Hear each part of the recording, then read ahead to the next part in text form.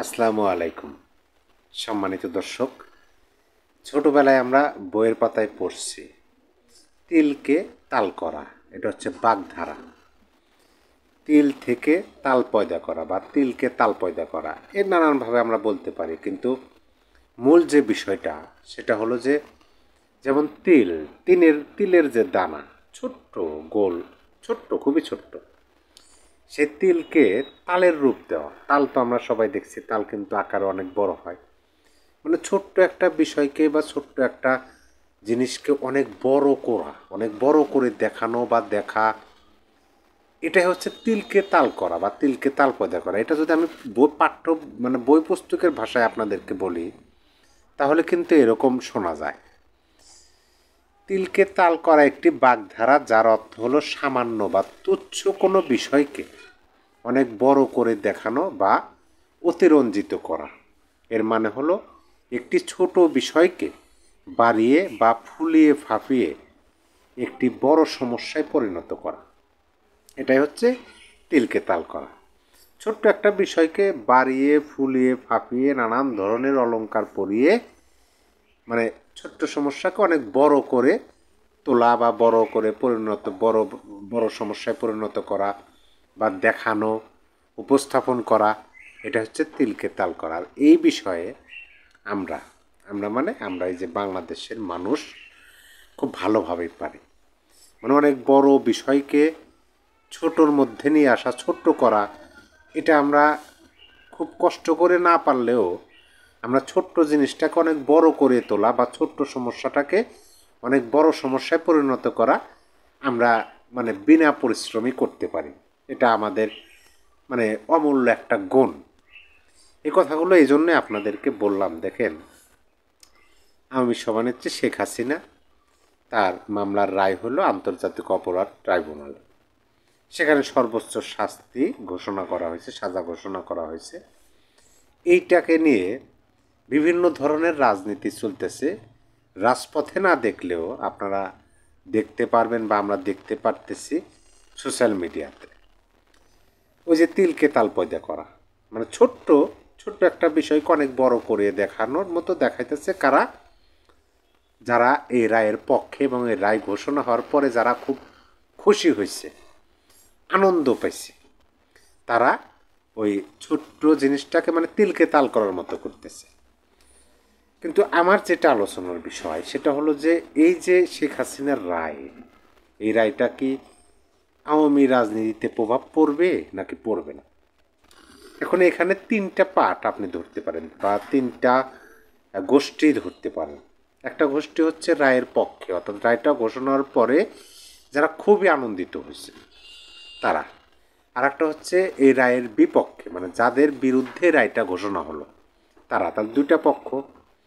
আর একটা পক্ষ হচ্ছে যেহেতু রাষ্ট্রীয় বিষয়, কারণ হচ্ছে কি, শেখ হাসিনা তো শুধু আওয়ামী সভানেত্রী না, শুধু বঙ্গবন্ধু কন্যা না, শুধু আয়রন লেডি না, তিনি এই বাংলাদেশ নামক রাষ্ট্রটার দীর্ঘদিন সর্বোচ্চ ক্ষমতাবান ব্যক্তি ছিলেন, রাষ্ট্রপ্রধান ছিলেন, প্রধানমন্ত্রী ছিলেন। মানে তিনি রাষ্ট্রটা পরিচালনার ক্ষেত্রে নেতৃত্ব দিয়েছেন বহুদিন, দুই একদিন না, অনেক দিন। তার মানে সাবেক সাবেক যে কোনো বিষয়, যে কোনো পদ, তারপরে প্রধানমন্ত্রী, সাবেক প্রধানমন্ত্রী। তার মানে হলো কি, এটা রাষ্ট্রীয় বিষয়, জাতিগত বিষয়। এখানে জনগণের বিষয়টা চলে আসবে। তাহলে তিনটা পক্ষ: বাদী পক্ষ, বিবাদী পক্ষ এবং জনগণ। দেখেন, যারা বাদী, অর্থাৎ যারা মামলার রায় ঘোষণা হওয়ার পর অনেক খুশি হয়েছে, আনন্দ পাইছে, তারা এই বিষয়টাকে ফুলিয়ে ফাঁপিয়ে বিভিন্ন ধরনের অলংকার লাগিয়ে সারাংশ অর্থাৎ তাল পয়দা করে ফেলাইতেছে। এমনভাবে তারা প্রসারে ব্যস্ত হয়ে পড়ছে যে সব শেষ, আওয়ামী লীগের সব শেষ, তাদের রাজনীতি শেষ, তাদের রাজপথের আন্দোলন সংগ্রাম সব কিছু শেষ। এমনকি দলটাও শেষ পর্যায়ে এসে পৌঁছাইছে এবং যে কোনো মুহূর্তে বিলীন হয়ে যাবে, এইভাবে প্রচার করতেছে। আপনারা পয়েন্টগুলো মনে রাখুন। আমি এই পয়েন্টগুলো আপনারা যদি মনে রাখতে পারেন তাহলেই আমাদের কিন্তু খুব সহজ হয় ওই বিষয়টা আদৌ আওয়ামী রাজনীতিতে এর প্রভাব কতটুকু। তারপরে দেখেন বিবাদী পক্ষ যাদের বিরুদ্ধে রাইট আপ, তাদের বক্তব্য কী, তাদের রাজনৈতিক কর্মকাণ্ড কী। যে পরিমাণ বাদী পক্ষ খুশি হয়েছে সেই অনুরূপ পরিমাণ যদি আমরা বিবাদী পক্ষের মধ্যে কোনো হতাশা দেখতে পাইতাম, তাদের মধ্যে কোনো সিদ্ধান্তহীনতা দেখতে পাইতাম, দুর্বলতার ছাপ বুঝতে পারতাম, তাহলে এটা স্পষ্ট হতো যে না, বড় ধরনের প্রভাবই পড়ছে। কিন্তু আমরা একটা পক্ষকে যে পরিমাণে আনন্দিত হতে দেখতেছি, অপর পক্ষকে সেই পরিমাণে ব্যথিত হইতে আমরা দেখতেছি না। তার মানে কি, যার বিরুদ্ধে রায় হয়েছে তিনি এই রায়কে তার গণনার মধ্যেই রাখতেছেন না, তিনি এটাকে কোনো প্রাধান্য দিচ্ছেন না। তার বক্তব্য, তার নেতা কর্মী সমর্থকদের বক্তব্য এবং নিরঙ্কুশভাবে আন্তর্জাতিক পর্যায়ে শেখ হাসিনা যেভাবে সাপোর্ট পাচ্ছে এই রায়ের পরবর্তী সময়ে, সেটা অতুলনীয়, মানে অভাবনীয়। আপনি আমাদের ভাবনারও অতীত।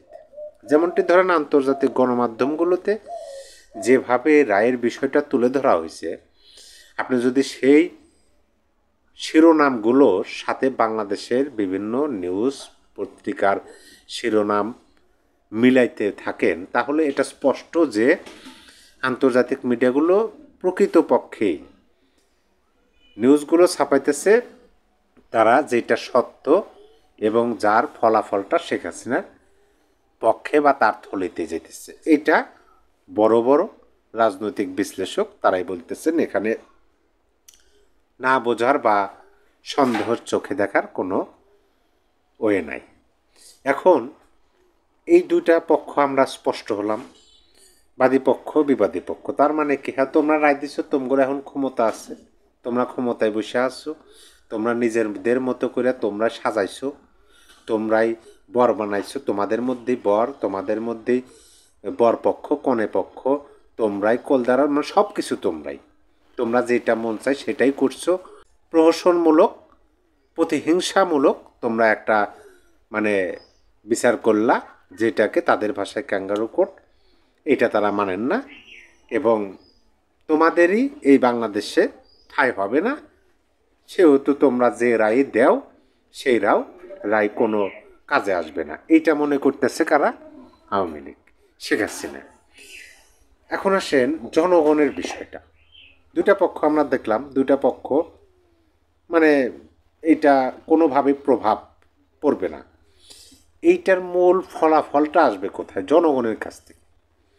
কারণ প্রতিটা রাজনৈতিক দল তাদের সফলতা ব্যর্থতা, তাদের দেশের মধ্যে রাজনীতির ময়দানে অগ্রাধিকার সব কিছু নির্ভর করে জনগণের উপর।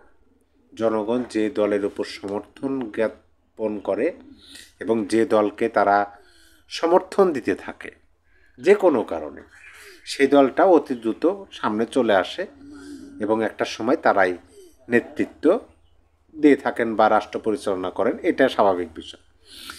এখন এই যে 15 মাস অতিবাহিত হয়ে যাচ্ছে, এই 15 মাসে এই সরকারের যে কর্মকাণ্ড, সে কর্মকাণ্ডর পরিপ্রেক্ষিতে জনগণ এতটাই অতিষ্ঠ যে জনগণও এখন আওয়ামী লীগের কাতারে দাঁড়িয়ে বলতেছে এবং বলতে চেষ্টা করতেছে যে এই রায় প্রহসনমূলক রায়, এ রায় হচ্ছে রাজনৈতিক প্রতিহিংসামূলক রায় এবং এই রায় ভবিষ্যতে অনেক বড় প্রশ্নের সম্মুখীন হবে।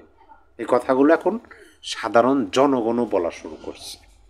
তার মানে কি, এইটা কিন্তু আমরা স্পষ্ট হলাম যে যতই যেভাবে তিলকে তাল পয়দা করা হোক, ছোট্ট সমস্যাকে বড় করে দেখানো হোক, সেটা প্রকৃতপক্ষে আওয়ামী রাজনীতিতে কোনো প্রভাব পড়বে বলে আমি ব্যক্তিগতভাবে মনে করি না। কারণ হচ্ছে যে দেখেন, এই রায় ঘোষণা হওয়ার পরে বাংলাদেশের রাজনীতিতে অন্যরকম একটা পরিবেশ সৃষ্টি হয়েছে, এটা নতুন করে বলার কিছু নাই। কিন্তু আওয়ামী লীগের নেতা যারা নেতৃত্ব দেন, যারা এই যে লকডাউন কর্মসূচি দিয়েছিলেন, যারা এই যে শাটডাউন কর্মসূচি দিয়েছেন, সেই নেতৃত্ব দেওয়া নেতাগুলোর বক্তব্য শুনলে স্পষ্টভাবেই বোঝা যায় যে তারা আরও অ্যাক্টিভ হচ্ছেন।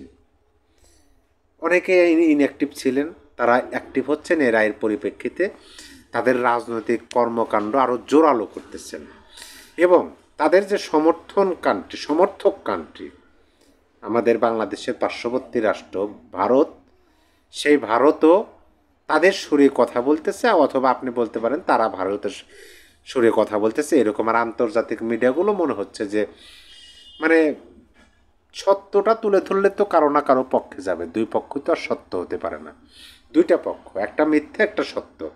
এখন মাঝখানে কেউ যদি সত্য বিষয়গুলো তুলে ধরে তাহলে তো যিনি সত্যের পক্ষে তিনি যতই কণ্ঠাসা হন তার পক্ষে তো যাবে বিষয়গুলো। সেরকমই আন্তর্জাতিক মিডিয়ার নিউজগুলো আমার কাছে মনে হয়েছে। সম্মানিত দর্শক, আপনার মতামত অবশ্যই কমেন্ট বক্সে জানিয়ে দেবেন। সবাই ভালো থাকবেন। আল্লাহ হাফেজ।